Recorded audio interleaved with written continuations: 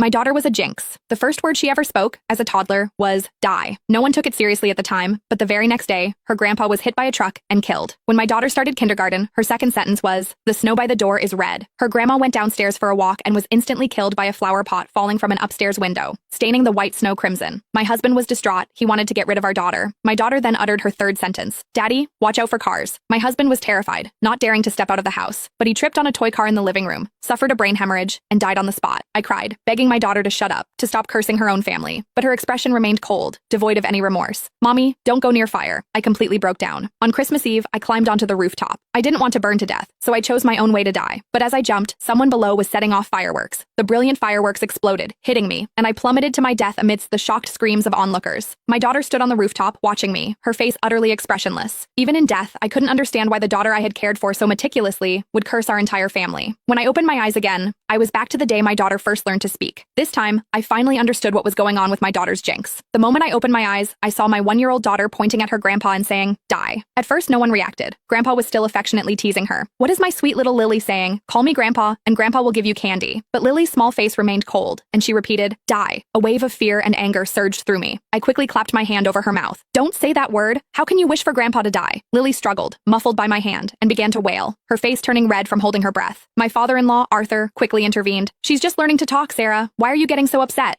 I pressed my lips together, my body trembling uncontrollably. "She's cursing you." Arthur paused, then laughed. "What are you talking about? She's so young. How could she possibly know what die means?" I didn't know how to explain, so I could only tell Arthur to be careful when he went out these days, especially to watch out for cars on the road. Arthur said he understood, but he didn't take it seriously at all. I repeated the warning to my husband, David, who also laughed at me, saying I was overreacting. He looked at Lily tenderly, saying our daughter was anything but a jinx. He even tried to comfort me. "Sarah, are you having postpartum anxiety? Maybe you should take a break and let my parents take care of Lily for a while." A sudden chill ran through me. I immediately shook my head. No, absolutely not. What if Lily cursed someone else when I wasn't around? But a sliver of hope remained in my mind. What if the previous incidents were just accidents? I hadn't let Arthur leave the house for days, and I'd even put away all the toy cars. I was terrified of a repeat of what happened to David in my previous memory. After a few days at home, Arthur got bored. "I'm just going for a walk in the garden downstairs. Don't you worry about it." I warned him repeatedly not to go anywhere near cars. But Arthur still had an accident. He missed a step while going down the stairs, tumbling all the way down. His head landed precisely on a protruding nail. Arthur died on the spot. When the ambulance arrived, they immediately called the funeral home. My mother-in-law, Martha, knelt beside Arthur, sobbing uncontrollably. How could this happen? But her usually kind husband was gone forever, unable to hear her cries. David rushed back from work, his eyes immediately red with tears. Yet, he calmly contacted relatives and friends, preparing Arthur's funeral. I held my innocent daughter, overwhelmed by guilt and self-blame, but Lily remained perfectly innocent, as if nothing had happened. I pinched her cheek, making her look at me. "Lily, tell Mommy, why did you say that word? Why did you have to curse Grandma?"